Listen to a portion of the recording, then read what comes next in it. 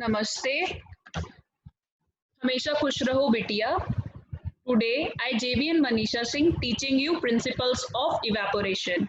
In our previous lecture, I teach you what is evaporation and what are the applications of evaporation. Now, let's start the topic. What are the principles of evaporation? Evaporation and vaporization occurs where molecules obtain enough energy to escape as vapor from a solution. The rate of escape of the surface molecules depends primarily upon the temperature of the liquid, temperature of the surroundings, the pressure above the liquid, surface area, and the rate of heat propagation to the product. In a closed container with air space above the liquid, evaporation will continue until the air is saturated with water molecules. Removal of water from a liquid product by evaporation is enhanced by adding heat and by removing the saturated air from the above liquid.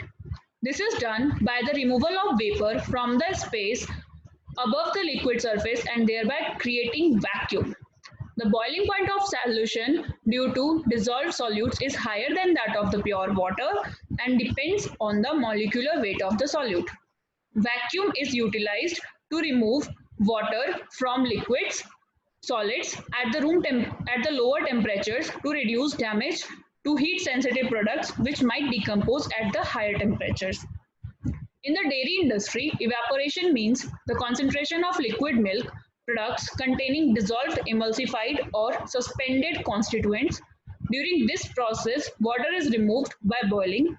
This process is used in the dairy industry for manufacture of evaporated milk, condensed milk, and traditional Indian dairy products, that is kheer, basundi, khoa, etc. In milk condensing plant, milk is condensed by evaporating a part of its water content by using saturated steam. The milk is boiled under the vacuum.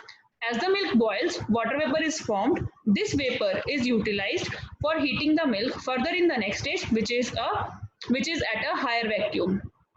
Then the driving force for heat transfer is the difference in the temperature between the steam in the coils and the product in the pan. The steam is produced in large boilers, generally tube and chest heat exchangers. The steam temperature is a function of the steam pressure.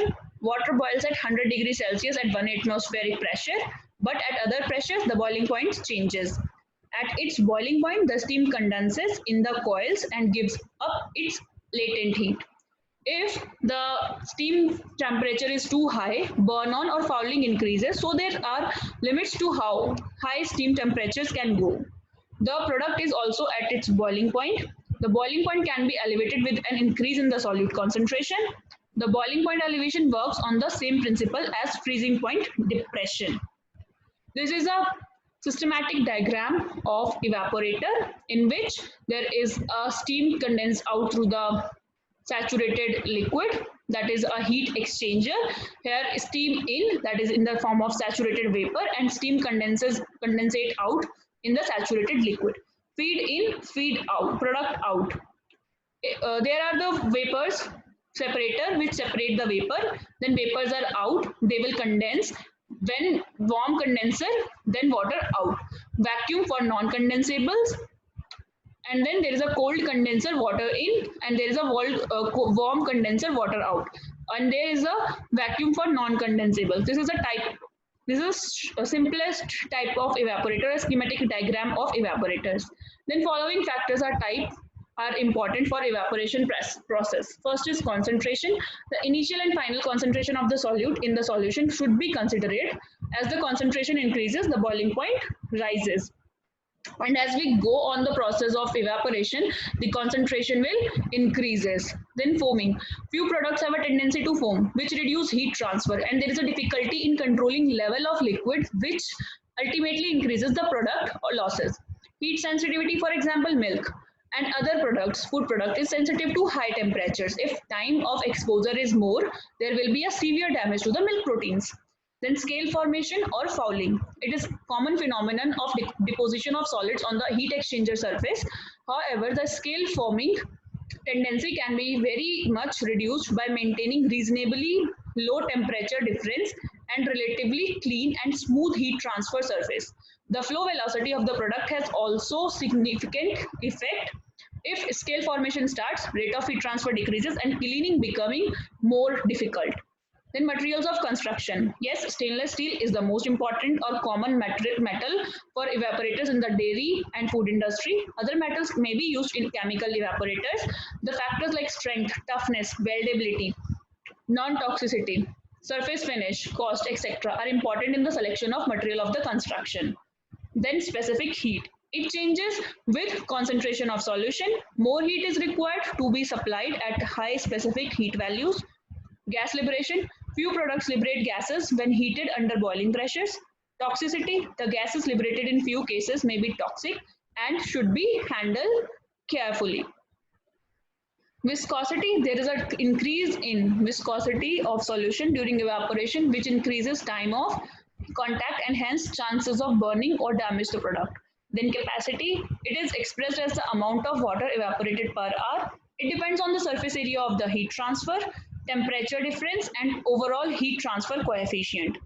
Last one is economy. It is based on the amount of water evaporated per kg of steam used. It increases with number of effects. Then what is the operating design of the evaporator? Juice or milk is heat sensitive. Heat damage can be minimized by evaporation under vacuum to reduce the boiling point. The basic components of this process consist of heat exchanger, vacuum, vapor separator, and condenser. The heat exchanger is enclosed in a large chamber and transfers heat from the heating medium, that is, heating medium may be a steam and usually low pressure steam, add to the product, usually via indirect contact surfaces. The vacuum keeps the product temperature low and difference in temperatures high.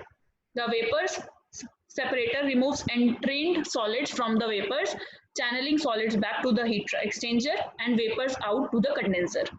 It is sometimes a several part of actual heat exchanger, especially in older vacuum pans, but more likely to a separate unit in newer installations. The condenser condenses the vapor from inside the heat exchanger and may act as the vacuum source. This video is co-powered by Digital Version 2.0 Jyoti Vidyapeeth Women's University, Jaipur. Hope you all are satisfied with this video or this session. If you have any query, please comment on the comment box. Thank you so much.